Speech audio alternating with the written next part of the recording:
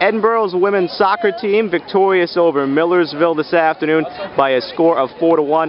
Talk about some keys to today's victory. Well, I thought we started out a bit sluggish in the first half.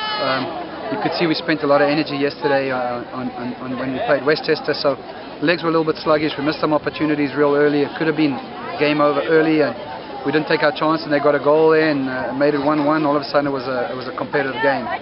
I thought we could have done a lot better, finishing them off in the first half. Sam Kaiser had 2 goals today, and a header early in the second half by Elizabeth Debo broke the tie. We're fortunate we've got several people that can score for us now, and you know, the onus isn't just on Carissa. Even though I think she had 2 or 3 assists in today's game, she's playing remarkably well, and there's lots of kids that can score for us. I mean, you saw today there were several other people that could have scored for us that had good opportunities. You know?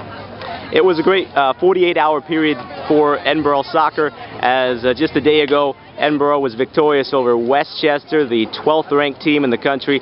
Talk about how big that win was for your program. Well, we've always competed hard against Westchester. Even last year when they went to the Elite 8, we lost 1-0 at their place. I think we can compete with anybody. It's just a matter of scoring your opportunities. Last year we hit the crossbar early, and we missed another opportunity, and then they scored and they beat us 1-0. I honestly think our program is good enough to compete with anybody at this point. It's just not always sure that the results go our way. How important was it to bounce back from the loss earlier in the week with 2 strong performances here back-to-back?